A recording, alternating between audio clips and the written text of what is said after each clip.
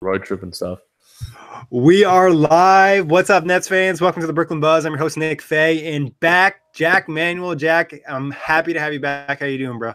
It is wonderful to be back, especially off a Nets win. And Nick, before we get into the game details, what was the better celebration, the Jared Dudley shook or the Theo Pinson freestyle?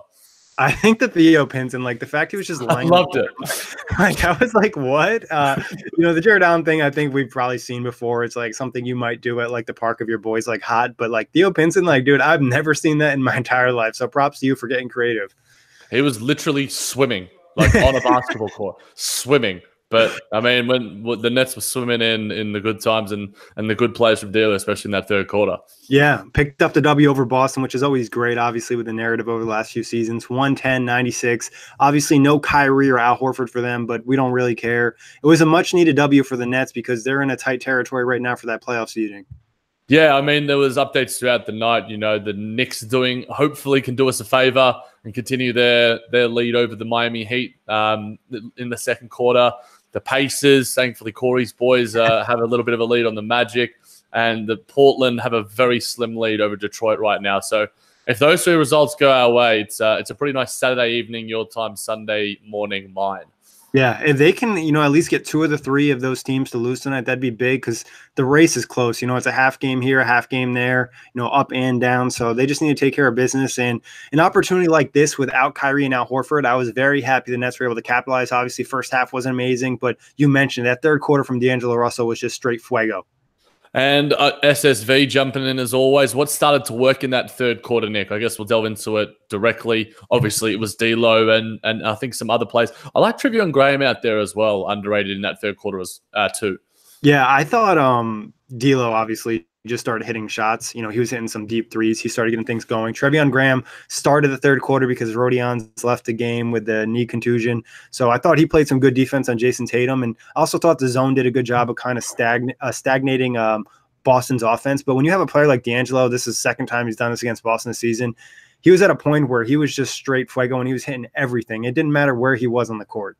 20 of his 29 points came in that quarter. It was reminiscent of the Sacramento Kings quarter. Just all like the threes, the weird, the floaters, the rainbow shots. It seems to me that just this is, if he can have this, he did it in 30 minutes. He had 29 points in 30 minutes. I think a few guys, including our boy Flatbush in Atlantic, were a little bit frustrated the fact that he wasn't kept out there for a little bit longer. I get it with the sort of stretch of games coming up at the same time, and it just didn't necessarily affect the result. But D'Angelo Russell is becoming one of the more dangerous individual offensive players. And with Kyrie Irving not out there, Al Horford not protecting the sort of rim and sort of holding down the defensive end, D'Angelo sort of just had his own way in that. And again, the Boston Celtics, even without their two best players, are still a really talented and especially cohesive defensive team. So for D'Lo to do that in the third was just pretty remarkable. And I also really liked his passing tonight. There was a couple dimes out there. A couple of them got missed by some of the Nets players, but the one to Jared Allen where he hit him in, transition for that dunk, that was beautiful.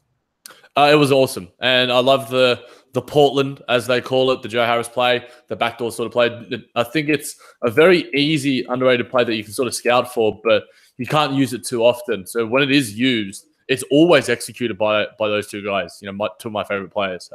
So I think that there's the synergy in that third quarter. The Nets sort of that first half was, sloppy to say the least. And then that third quarter, things started to pop off. And, D'Angelo Russell left that Barclays crowd. He was very appreciative of it. And, it just seems to me that the energy, the sort of intangible part of basketball, D'Angelo just has this aura and swagger about him that not a lot of other players have. And, that rainbow shot is something that no one really does. I was just like, it was a little bit unnecessary at the same time. Yeah, it really was. He could have just regular kind of laid it in, but he was like, You know what? Let's get horse with it. Well, let's just go all the way up. And I'm just like, do it, my dude. Just do it up. Yeah, I mean, it's incredible. I mean, we see Steph do it sometimes after the whistle, but D'Lo does it actually during the game. And I thought actually his jumper picked up a little bit of arc in that third quarter too. And I think that might have been a reason why they started to drop. Yeah, I think that, early on his shot wasn't falling. Some people were criticizing him for taking too many threes. But I think basketball is a game of runs individually and collectively. And D'Lo just needed that halftime break for him to sort of get himself set. He does a lot of his magic in like 1 quarter bursts and 8 minutes essentially, 20 points in 8 minutes, taken off in those final few minutes with Jared Allen as well. But moving on to Karis LeVert, SSV's jumped in again. Nicholas, what has been the key to his change? I know that you watch him closer, probably than any other player in the NBA. I think his confidence, like he just looks a lot more aggressive in terms of attacking the rim and picking his spots and more willing to kind of go at guys. He just felt confident attacking some of the Celtics players. We talked about this a little bit off air. Even when he gets in the lane and misses his layup, it gives the opportunity for a Jared Allen or an Ed Davis to clean up. So I was really happy we saw Karis LeVert play, and I think he had even 4 steals tonight. So that defense is having a big impact too. Yeah, and I love the fact that he's getting to the line again. Yes. Pre-injury, he was getting to the line at will. Spencer Dinwiddie wasn't able to do it as much tonight, despite playing 24 minutes. His shot was off, and Coach Kennedy just gave the reins to Karis LeVert with that sort of second unit and playing with D'Lo. And he repaid him. 5-13 from the field, 15 points, those 4 steals as you mentioned, and got to the line 6 times. I think that if he can I think that's going to be a key step for him for the rest of the season. If he gets to the line 4 times or more in each game, I guarantee you it's going to be a good game from Karis LeVert. Yeah, and I think it's good for the Nets too. Obviously, if Spencer Dinwiddie can get going at the same time, he gets the line as well. He did a little bit more in the first half. So having a combination of all 3 of those guys, usually having 2 of them there at the same time, puts a lot of pressure on the defense. You usually have 1 elite perimeter defender. Some teams have 2, but it's really unlikely, or you have 2 very good ones. The Nets were able to kind of find their mismatches and attack some of these guys and get themselves in a favorable situation. Yeah, and I think that it's the right time that these sort of things are happening. Karis is doing some really nice things. His confidence looks good. His handle looks good. And his defense is fitting his offense, as you sort of mentioned, Nick. But I think all round, that sort of last half, and it started in that second quarter, in the second and third, 65 points to 49. So that's where it all sort of began. It was a game of runs early on, but Boston just really couldn't find the offense. And, some of the Nets defensive things, including that zone, really had an effect on Boston's offense and ability to make shots. Yeah, and I feel like, obviously without Kyrie, they don't necessarily have the shot makers. And sometimes the zone forced them to get a little stagnant. Or a lot of times Boston felt like they had a mismatch, but the Nets did a great job either individually or as a team defense preventing them from getting a good shot. I don't know the points in the paint off the top of my head, but I feel like the Nets did a good job protecting the paint tonight. Yeah, I think that Jared Allen, that wedgie block was pretty awesome. And that's like the rarest thing. I don't think I've ever seen a wedgie block quite like that one.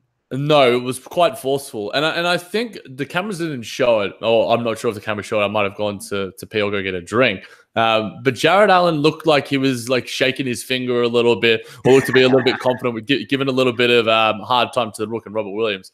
The points in the paint tonight, Nick, were 42-40 in favor of Boston. So pretty even sort of matchup in that sort of respect. But they have a lot more rangier sort of athletic wings. And if you're looking at Jason Tatum, Jaylen Brown, they obviously didn't play great. Gordon Hayward obviously as well. But the fact that we had Karis LeVert going, D'Angelo Russell just doing his thing, and Jared Allen drawing plenty of fouls as well was a nice sight.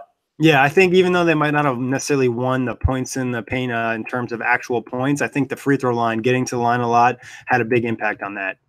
Absolutely. I think that the mentality and the shift, it was just, you could sort of see. And I think that this gives you momentum going forward into a really crucial stretch of games. And hopefully Giannis can stay out a couple more with that ankle injury, because it would be certainly beneficial. And I think Coach Kenny said before the game that, it's March Madness right now.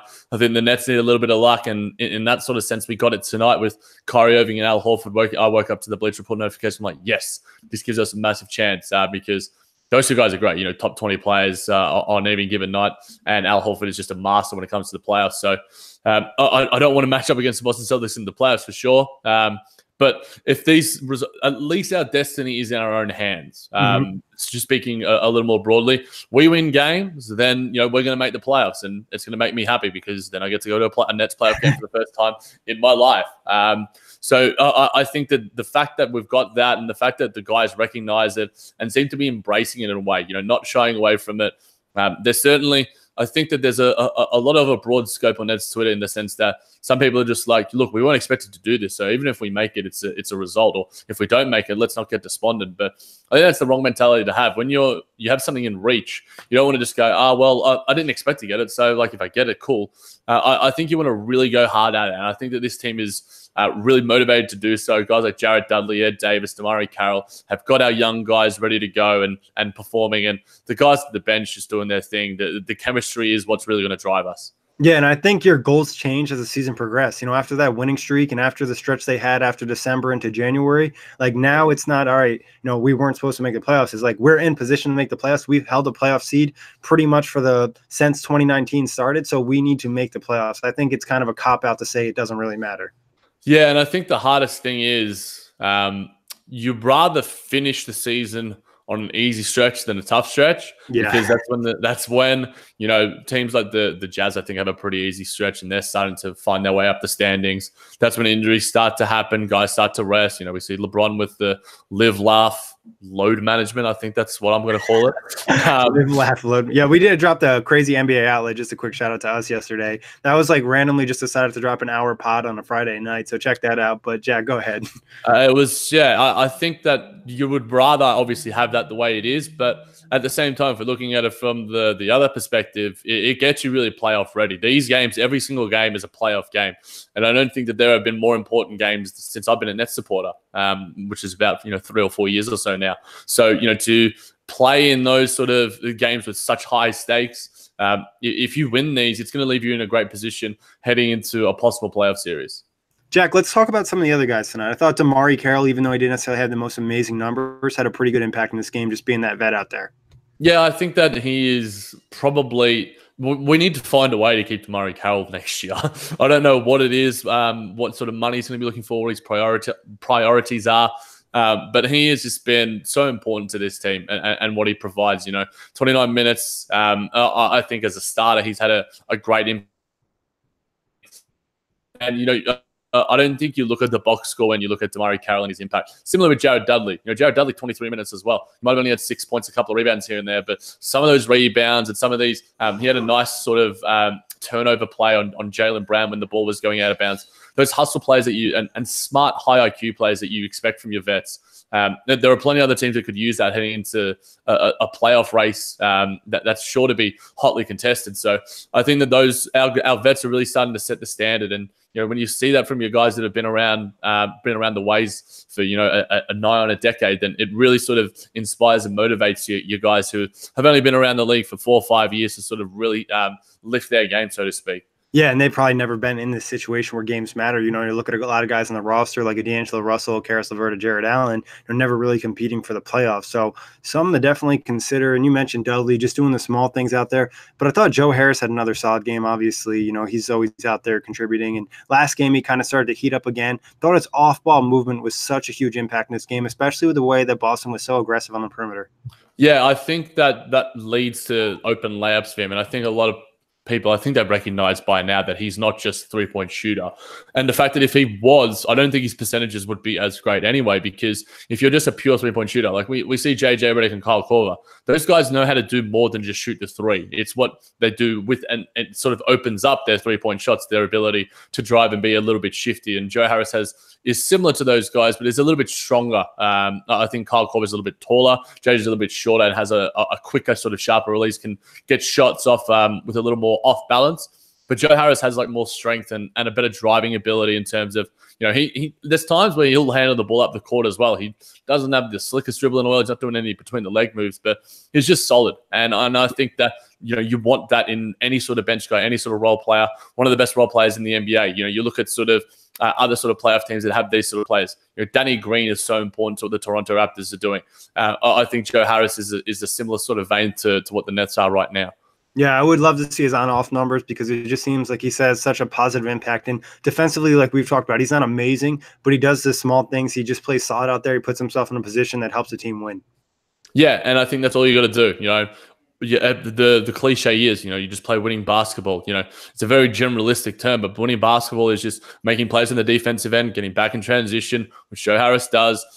He almost fouled out, but he was smart enough in certain places to sort of get himself out of the way, make shots when they're open and, hit the shots, that you're given and, make the right cuts, make your teammates better and be a leader out there. There's times where, he's near the bench and Coach Kenny's calling plays and it was a raucous atmosphere there tonight, which it would have been awesome to be there. And Joe Harris is sort of signaling the calls with the finger movements and hand movements. So I think that the chemistry of this team, I'll say it plenty of times, and I said it about the Indiana Pacers. I think that in basketball more than any other sport where it's only 15 guys on a roster, that sort of tight-knit atmosphere compared to, say, an NFL football, an Aussie rules football where there's 40, 50 guys. You don't necessarily need that cohesion, and they're much more reliant on that one quarterback and then a few other sort of star guys, whereas basketball is a team sport. Yes, you need your stars, but if you have team chemistry, that can make up for the lack of superstar talent that you have, which the Pacers, the Clippers, and the Nets are doing. And they've all been remarkable stories this season. 100%. I think that's obviously a big impact for the Nets is how they play as a unit, kind of progresses them better than the sum of their parts. So, but Jack, were you surprised that Rondae Hollis-Jefferson didn't get any minutes tonight? Little bit, but I think that Treveon Graham was, despite the fact that I think a lot of other people probably wouldn't be as high on him on this game, I thought he had a really nice game. Plus 18, had a couple of free throws, hit his three, and was rebounding well, and just seemed to be doing the right things at the right time. I think that going forward for the rest of the season, this sort of backup power forward position is going to be by committee. We'll try Treveon Graham. If he's out there for 5 minutes and is just not doing the right things, isn't hitting shots, then I think Rondae might get a shot. It's going to be interesting to see what Coach Kenny values and in certain matchup, how he sort of goes about it. Obviously, Rodion's little niggly injury, how that sort of affects things as well, whether he plays as well. Maybe Treveon Graham gets inserted into the starting lineup, and then that allows Rondae to take his sort of backup minutes, which are about 15 or so. It'll be fascinating to see how it all sort of plays out because when the Nets are playing well, that sort of everyone needs to be, right on board and doing their thing and playing within themselves, which Treveon Graham did tonight. And he was doing everything that was asked of him, and it allowed him to be a net positive. Yeah, he did. He did his job, and he knocked down the three, and I thought that was important. If he can knock down his first three, I think it at least puts a little pressure on the defense to defend him. Do you think we are more likely to see Rondae at a small ball 5 than at a 4 the rest of the season? Yes, I think that that's when he's done his best work against Sacramento. That's when he did his best work against Philly. When I did the breakdown for Nets Republic, that's when he did his best work. I think he is more suited to that, and and I think that he has. We sort of spoke about in terms of him being taken out of the rotation initially, that he would have a role to play. We couldn't initially forecast it, but I think you hit the nail on the head with the fact that as a small ball 5, if Jared Allen or Ed Davis aren't having an impact on the court, and be it up against a Joel Embiid again, or a Marc Gasol, or whoever it might be, a Brook Lopez, his former teammate, and they're boys too. That's funny. That'd be funny if they matched up in the playoffs. It'd be pretty funny. I wouldn't lie about that as well. But we'll have to wait and see how it all pans out because there'll be a few games going forward where Rondae could have a role to play. There could be some rest games for Jared Allen or Ed Davis here and there. We'll have to wait and see how it all sort of pans out. But I think Rondae. There was a bit of a discussion in the Nets Republic sort of Twitter and in the comments, sort of saying how Rondae Hollis-Jefferson could be like the spark to sort of really lift the Nets in this season. I'm not necessarily as big on that. I think it's up to our stars, and I think Karis LeVert and these sort of guys have a much larger role to play. But I think Rondae, in whatever role he does have to play, be it a teammate on the bench as well, I think the team loves him, be it on court or off the court. Yeah, I think, the fact that the team was so happy about him hitting that game winner against Sacramento was a big factor, and you can kind of just feel the chemistry from there. But I agree with you. I think the play of the 3 guards and being D'Lo, LeVert, and Dinwiddie is going to, carry the Nets either to the postseason or carry them to a solid postseason series. That's going to be the big impact. Like I said, if they can get 2 out of the 3 of those guys playing good on whatever night it is, they have a chance to win the game. Nick, regular guest and co-host Will Jackson. If Brody misses a game, who starts? I think I hinted at Treveon. Would you think Karis or Treveon? I think are the most likely ones. I would probably say against Milwaukee, they'd probably go with Treveon. I would think, especially because he started the second half, and I think I like the chemistry and the rotation that Kenny's running with, Karis LeVert getting some time with Dinwiddie, Karis LeVert getting some time with D'Lo. You don't want to necessarily mess it up. If you're going to change it all around, I guess you better do it now. But I think right now it would just make more sense because Rodion's injury doesn't seem serious. Seems like if anything, he'd probably miss a game or 2. Yeah, and I think that the Nets are ultra conservative. We know that. We're not going to hear anything when Alan Crabb is probably out for the season as well. Do you think he's out for the season? Like, do you think it would actually be a terrible thing? Because now it's like if you bring back Alan Crabb, it kind of could mess up your rotations and your flow, where it's like maybe just sit him out the rest of the season, especially if his knee is just nagging. Yeah, I mean, I think that he's probably out. I mean, we don't necessarily know anything other than the fact that he's not even practicing. So in terms of the fact that, there's barely 2 weeks to go till the end of the season. And then obviously you got playoffs probably starting around that sort of 2-week mark. If he's not even practicing yet, he's probably lost a little bit of conditioning as well. And, you would rather have, and I think it's odd to say, and a lot of people might criticize me for this, you'd rather have Trevion Graham or Ronda Hollis-Jefferson out there because they're at least in the flow, they're in the team chemistry, they're not sort of don't need to be reintegrated into anything. And especially in a playoff series, you want to sort of have a semblance of consistency. And especially in that sort of latter part of the season, the Pacers and the Heat matchup, you obviously don't want to show your full card and full deck.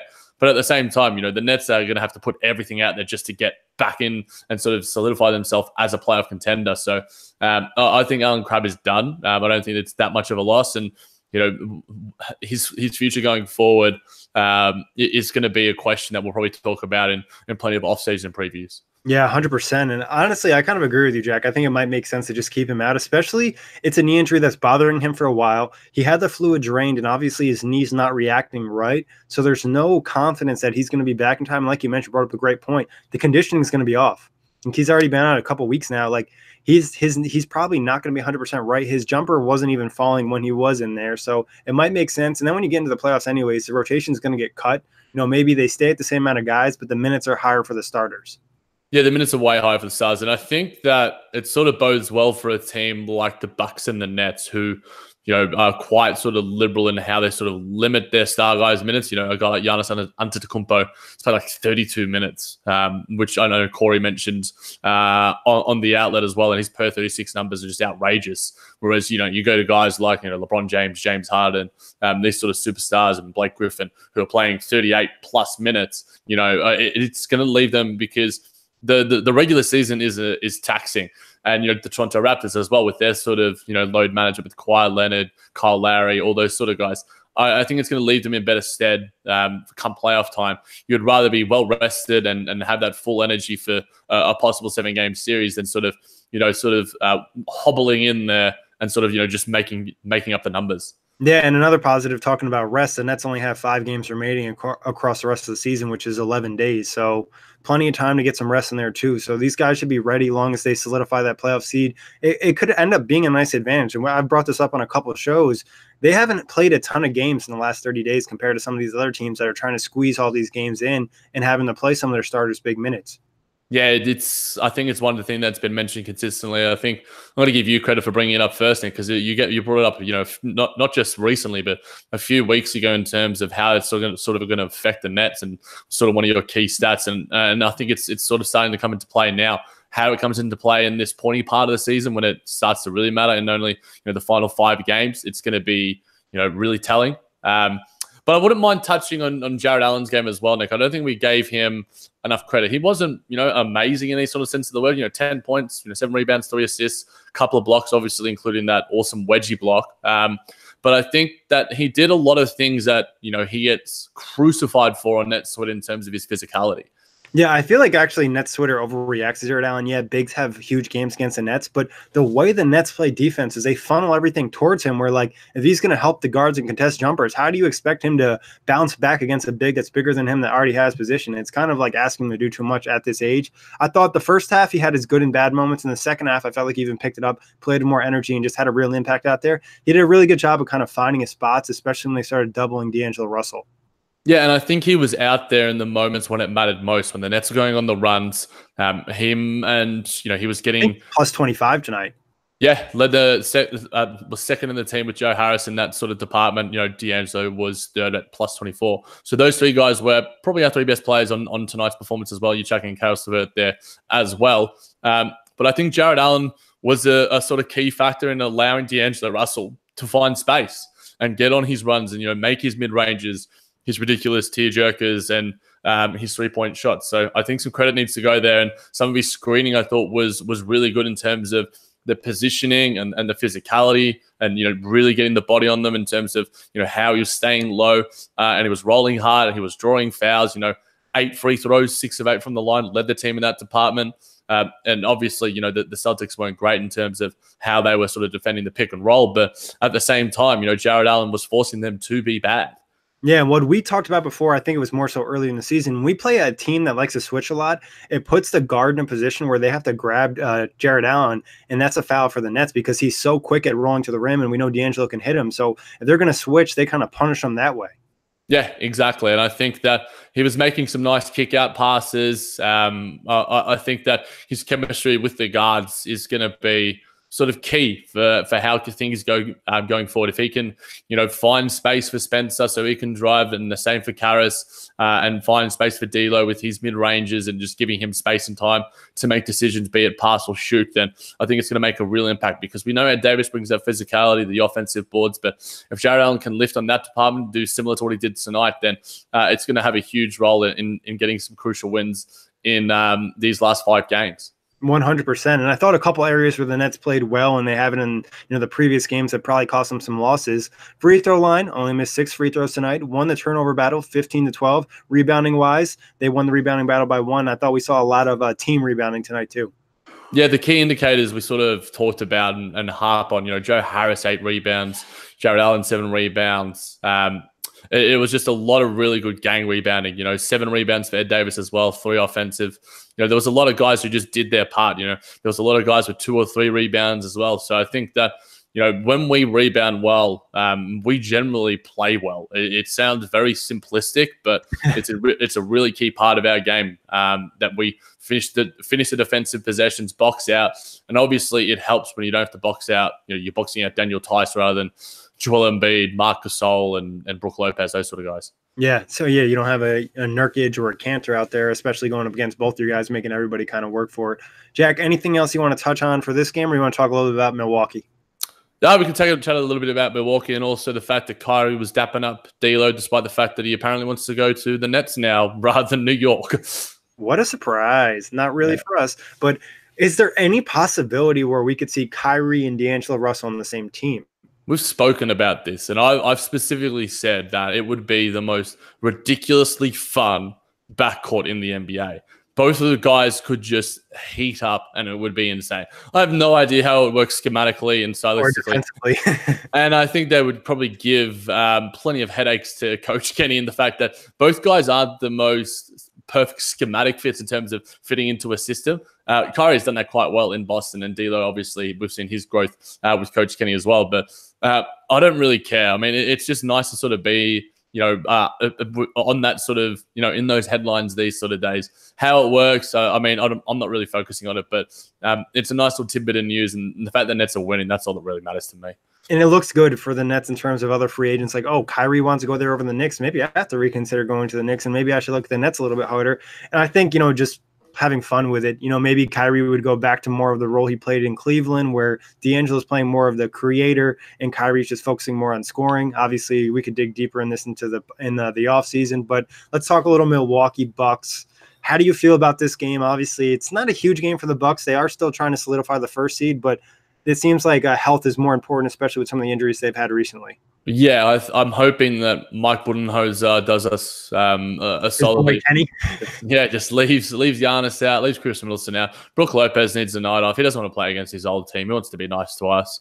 And send out guys like Christian. No, not Christian, but he used to play for the Bucks. But they've got a lot of injuries, so I think that they're going to obviously going to be prioritizing health. We're prioritizing, just winning. We need to get there, and we're not just versing them once more. So I think Giannis is going to play one of these games, if not both of them, because I think Giannis has a real motivation to just get out there and ball. And I think it's likely that he plays both of them, being pessimistic. But I think that if Giannis plays, I'm not really expecting a win against the Milwaukee Bucks, because he's just so damn good. We cannot defend him. There is no way to defend him. There is no way to defend him no matter what team you are, let alone a Brooklyn Nets team which doesn't have the size or acumen or physicality to just beast a guy like this. Yes, Jared Allen can get some blocks on him here and there, But Giannis Antetokounmpo is an MVP and will be an MVP, sorry.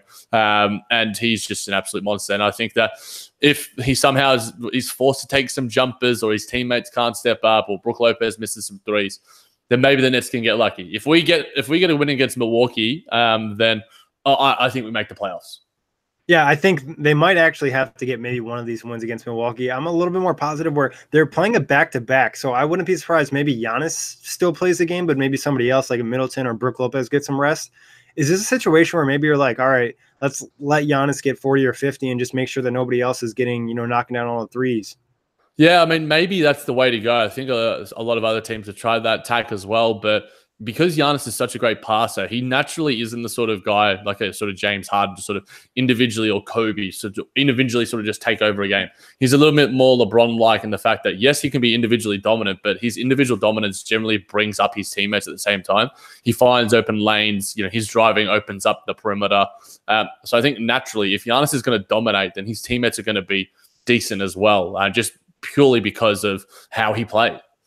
Do you think, what would you do if you were the Nets in this situation facing the Bucks? What would be your best, schematic plan to kind of beat this team, or at least give yourself an opportunity to beat them? In the previous matchups, it necessarily hasn't been close. You want to give yourself a chance to win with 4 minutes remaining in the fourth quarter at home, where the Nets have been good. 4 straight wins at home. Yeah, well, I mean, you look at the Utah Jazz and what they did in playing Rudy Gobert on him. Do the Nets experiment and play Jared Allen for a certain period on him and just give up the lane to anyone else except for Giannis and experiment with that. That could be, a challenge to throw the young guy. It's just something to throw out there. I'm not 100% sure. I think he would get absolutely monstered and eaten alive by the Greek Freak at the same time, but it's a challenge to throw at him. And if it doesn't work, then so be it. Maybe throw Ed Davis out there just for some minutes. I honestly have no answers. It's he literally leaves you just throwing out the playbook and just going, I don't know. Just try and stop him. He's a freak. Yeah, they ran Jared Allen at him a little bit in the last matchup. It worked okay. Obviously, had the blocks, but he actually can probably outmuscle Jared Allen. That's not really saying a ton because he's so young, doesn't necessarily have the muscle. They'd have to come up with something really creative, maybe some type of zone like they've thrown at James Harden or Kemba Walker in the past. Maybe the zone could help them in this matchup. I'm not sure. They would just have to play some really good team ball and hope that Milwaukee misses some of these threes they've been knocking down all year. Jose says, I think they need to push the ball when the opportunity rises is the best way to beat the Bucks. So you think ball movement could be a key in terms of the Nets securing an upset win? Yeah, I think that's, a key in almost any win, for the Nets, pushing the ball in transition. I thought Boston did a really good job of transition defense tonight. You try to push a team, make them exert energy, and then also ball movement against any team, you're just putting more pressure on them to try to defend you across the perimeter. Yeah, exactly. I think that when the Nets are at their best, the ball is fizzing around. We've sort of heard that plenty of times from the coaching staff. And, D'Lo obviously sets the standard in that department. And we won the assist battle tonight.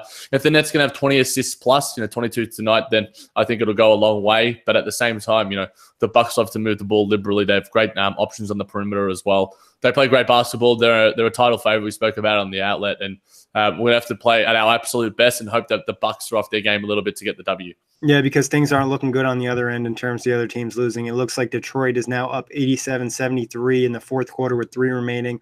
Orlando is now up on the Pacers 115-108, and the Knicks have a 4-point lead in the third quarter over the Heat. So it's going to be on the Nets to win these games. Jack, I asked Will this last show. What's your confidence level for the Nets making the playoffs? Yeah, I listened to this and I'm like, thanks for the nice shout out on the pessimism, my dude. When I'm gone, give me criticism. At least I'll showed you some love. I told him I missed you on the show. At least I'll insult Corey to his face rather than behind his back. I'll do both. I insult Corey all the time. Confidence level, 45%. I see. I wasn't. Yeah, I criticized you, but I wasn't that far off in what your guess would be. I can't be any higher. Like we have the hardest stretch in the NBA against some of the best teams. Yes, destiny's in our hands. We're playing good. There'll be some rested games here and there, but until maybe like the final game, I literally can't maintain any semblance of above 50-50 until it's there. Like there's no reason for me to be overly optimistic because my results and my optimism could be shattered into 1,000 pieces. Yeah, I'm going to stay where I was at. I think I said like 65%. I feel confident in the sense as the Nets control their own destiny. And the other thing I mentioned is I like the fact that a lot of these teams face each other over this final stretch. So there's a lot of situations where it's a win-win for the Nets where, let's say, I think Orlando has to face Charlotte or Miami or something like that. So the Nets are going to walk out with a positive in one of those matchups. Yeah, and obviously, with the teams around us starting to get those wins, we need to continue to play winning basketball.